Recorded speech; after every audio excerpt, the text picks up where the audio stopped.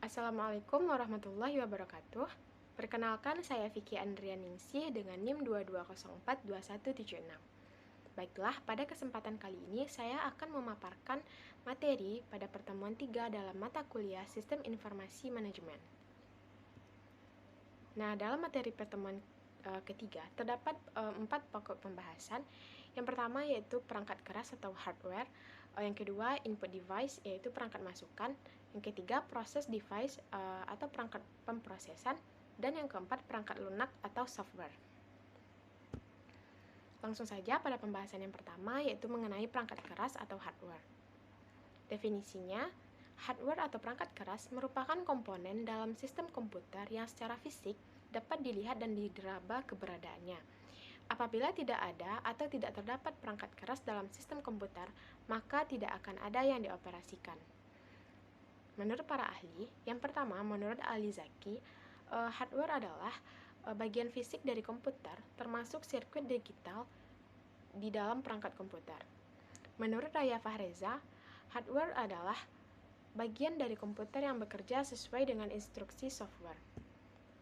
Kemudian, menurut William dan Ryan, definisinya adalah serangkaian piranti elektronik yang terkompak pada ponsel yang berfungsi terkait piranti-piranti menjadi satu bagian yang tidak terpisahkan. Kemudian, menurut Rainer, hardware adalah perangkat dalam komputer yang berbentuk fisik seperti prosesor, monitor, keyboard, dan printer. Hardware adalah berfungsi untuk menerima data atau informasi, memproses dan menampilkan informasi mentah menjadi informasi baru yang berguna. Kemudian menurut James O'Brien, hardware adalah semua peralatan fisik yang digunakan dalam pemrosesan informasi. Perangkat keras merupakan media komunikasi yang menghubungkan beberapa jaringan dan memproses paket data sehingga transmisi data lebih efektif. Selanjutnya adalah komponen hardware. Yang pertama adalah input device atau unit masukan. Input device ini merupakan perangkat yang dapat digunakan untuk memasukkan data ke dalam komputer. Dan data yang telah masuk itu kemudian diolah dalam suatu proses. Dan ada beberapa jenis perangkat yang gunanya untuk mengontrol dan menginput data ke dalam komputer. Contohnya adalah mouse, keyboard, mousepad, disk drive, scanner, trackball, dan joystick. Kemudian yang kedua adalah proses device atau unit pemrosesan. Proses device yaitu perangkat yang memproses dan mengolah data pada komputer. Proses device ini sering disebut sebagai otaknya komputer karena menjadi perangkat yang sangat penting pada proses pemasukan dan penginputan data. Contohnya adalah CPU, RAM, VGA, dan sebagainya. Yang ketiga adalah output device atau unit keluaran, yaitu perangkat keras pada komputer yang gunanya untuk mencetak dan menampilkan informasi dari hasil input data yang berasal dari pemrosesan. Yang keempat adalah backing storage atau unit penyimpanan. Adalah media penyimpanan yang disediakan untuk menyimpan berbagai jenis program dan juga file yang memiliki ukuran besar, yaitu berbagai jenis program dan juga file yang sedang digunakan atau dioperasikan saat itu. Namun nantinya akan dipindahkan ke media penyimpanan utama saat diperlukan oleh user untuk kembali diolah menjadi data yang baru. Kemudian yang kelima adalah peripheral atau unit tambahan. Adalah komponen tambahan yang berfungsi untuk mendukung kerja komputer sehingga fungsi komputer menjadi maksimal. Peripheral ini terbagi menjadi dua berdasarkan fungsi peripheral komputer tersebut, yaitu peripheral unit utama dan pendukung. Pembahasan yang kedua yaitu mengenai input device atau perangkat masukan.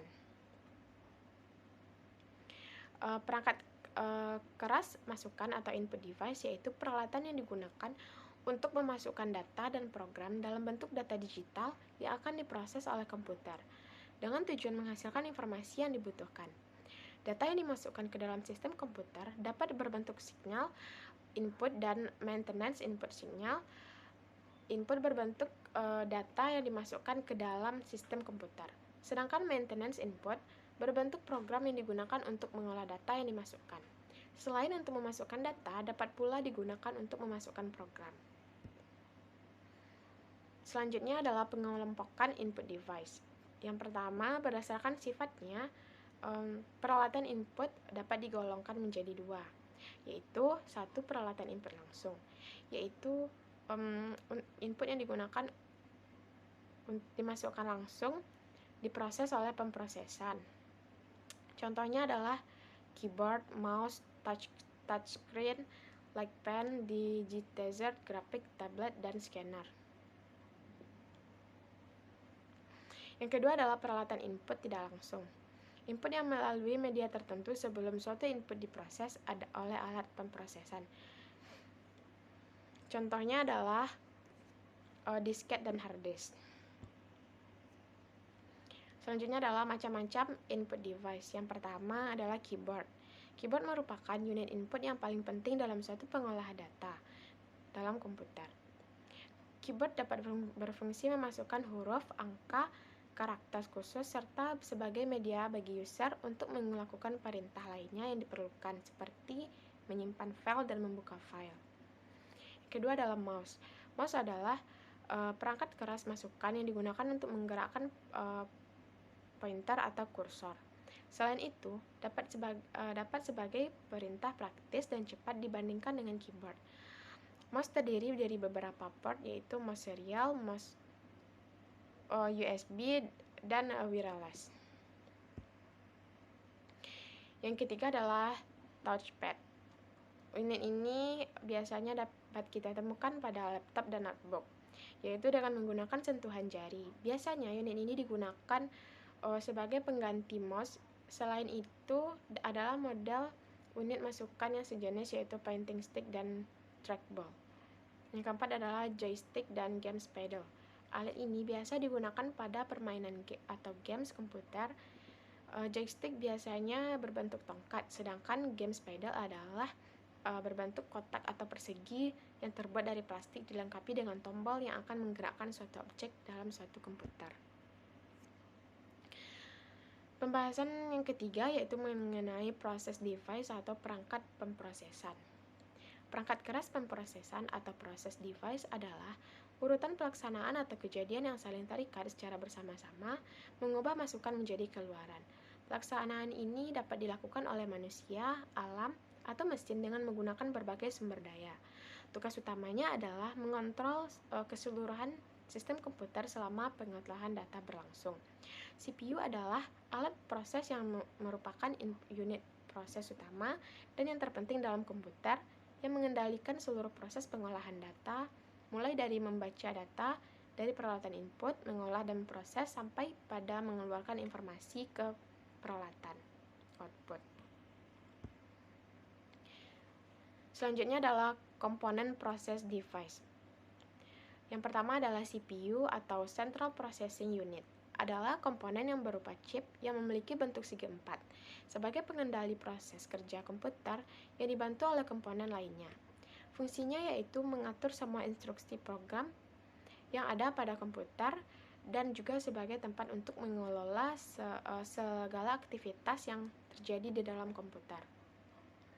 Ukuran prosesor adalah megahertz, yaitu hitungan kecepatan dalam mengolah data. Yang kedua adalah motherboard. Motherboard memiliki fungsi untuk menghubungkan dan juga mengendalikan semua elemen utama pada komputer atau perangkat digital. Keyboard, CPU, kartu video, memori, hard disk drive berhubungan serta berkomunikasi satu sama lain melalui motherboard. Firmware pada motherboard mengendalikan dan mengkoordinasikan semua fungsi dasar untuk menjalankan PC. Yang ketiga adalah video adapter atau VGA card. Adalah komponen pada hardware komputer yang menghubungkan proses grafis dengan peralatan output yang berupa monitor. Yang keempat adalah memori, merupakan tempat menyimpan data sementara pada komputer. Semakin besar kapasitas memori yang disediakan, maka akan semakin besar data atau instruksi yang dapat ditampung untuk diolah. Memori biasanya terbagi menjadi dua, yaitu ROM dan RAM. Yang kelima adalah hard disk. Hard disk merupakan tempat penyimpanan data pada CPU. Kemampuan sebuah hard disk biasanya ditentukan oleh banyaknya data yang bisa disimpan dan dapat dipanggil kembali pada waktu yang singkat. Hard disk terbuat dari lempengan logam yang dilapisi dengan material magnetik pada kedua sisinya. Yang keenam adalah power supply. Power supply berfungsi sebagai pemasok listrik dalam rangkaian komputer. Masukan komponen ini berupa arus listrik bolak-balik yang selanjutnya satu daya mengonversi arus bolak-balik menjadi arus searah. Arus searah inilah yang sesungguhnya digunakan komponen dalam komputer. Dan pembahasan yang keempat adalah mengenai perangkat lunak atau software. Software atau perangkat lunak merupakan suatu program yang digunakan dalam komputer berupa instruksi-instruksi yang dapat dimengerti oleh komputer. Software adalah yang mengoperasikan ke perangkat keras yang ada pada komputer. Software atau perangkat lunak adalah program komputer yang berfungsi sebagai sarana interaksi antara pengguna dan perangkat keras. Perangkat lunak pada umumnya digunakan untuk mengontrol perangkat keras, melakukan proses penghitungan, berinteraksi dengan software yang lain, dan lebih mendasar. Adapun jenis-jenis software. Yang pertama adalah sistem operasi, yaitu program yang ditulis untuk mengendalikan dan mengkoordinasikan kegiatan sistem komputer. Sistem operasi adalah program yang bertindak sebagai perantara antara pemakai dengan komputer. Yang kedua adalah program aplikasi. Program aplikasi adalah suatu subkelas perangkat lunak komputer yang memanfaatkan kemampuan komputer langsung untuk melakukan suatu tugas yang ingin pengguna. Yang ketiga adalah perangkat lunak bahasa, yaitu program yang digunakan untuk menerjemahkan instruksi yang ditulis dalam bahasa pemrograman ke dalam bahasa mesin agar dimengerti oleh komputer. Contoh perangkat lunak bahasa yaitu Visual Basic, Delphi, dan C++. Yang keempat adalah perangkat lunak paket, yaitu perangkat lunak yang dibuat oleh software house yang berguna untuk menyelesaikan pekerjaan yang bersifat umum atau standar. Adapun fungsi software. Yang pertama, menyediakan fungsi dasar untuk kebutuhan komputer yang dapat dibagi menjadi sistem operasi atau sistem pendukung. Dua, software sebagai penghubung antara software yang lain dengan hardware. Yang ketiga, software berfungsi dalam mengatur berbagai hardware untuk bekerja secara bersama-sama. Yang keempat, sebagai penerjemah terhadap software lain dalam setiap instruksi ke dalam bahasa mesin sehingga dapat diterima oleh hardware. Yang kelima, yaitu untuk mengidentifikasi program. Adapun macam-macam software. Perangkat lunak berdasarkan sumbernya terbagi atas, yaitu yang pertama adalah closed source, adalah software yang kodenya tidak dibuka untuk umum. Keunggulannya adalah kita bisa mengetahui kode pembuatan program itu. Dan kalau sudah tahu, maka kita dapat mengedit program itu sesuai dengan keinginan kita. Kedua adalah open source, adalah perangkat lunak di mana kode program terbuka dan disediakan oleh pengembangnya secara umum agar dapat dipelajari, diubah atau dikembangkan lebih lanjut dan disebarluaskan. Kemudian perangkat lunak berdasarkan lisensi. Yang pertama yaitu freeware, adalah perangkat lunak gratis yang dapat digunakan tanpa dengan batasan waktu. Umumnya disumbangkan pada komunitas-komunitas, namun memiliki hak sebagai pengembang dan pengontrol dalam pengembangan aplikasi selanjutnya. Selanjutnya adalah shareware, adalah perangkat lunak uji coba yang diberikan secara gratis dengan keterbatasan fitur-fitur tertentu seperti ketersediaan, fungsi, dan kenyamanan yang tidak dapat dimanfaatkan secara maksimal. Selanjutnya yaitu commercial software, adalah perangkat lunak untuk tujuan komersial yang dapat diberi kepada pendistribusi, pengembang software, atau kepada rekan pengembang software. Adapun cara kerja software. Sistem operasi dasar perangkat lunak adalah yang pertama, langkah pertama setelah kita memberikan perintah untuk mengeksekusi suatu program adalah mentransfer file tersebut ke dalam memori. Setelah transfer selesai, eksekusi program pun dimulai. Nah, pada saat eksekusi program mencapai titik di mana file dan data diperlukan, maka program menerima sistem operasi untuk mentransfer file data dari disk ke memori. OS menjalankan tugas ini dan mengembalikan kontrol eksekusi ke program aplikasi yang kemudian melakukan komputasi yang diminta. Kemudian pada saat komputasi telah selesai dan hasilnya telah siap di-outputkan. Nah, demikianlah pemaparan materi pada pertemuan 3 dalam mata kuliah Sistem Informasi Manajemen. Saya ucapkan terima kasih atas perhatiannya dan mohon maaf atas kesalahannya. Saya akhiri dengan wassalamualaikum warahmatullahi wabarakatuh.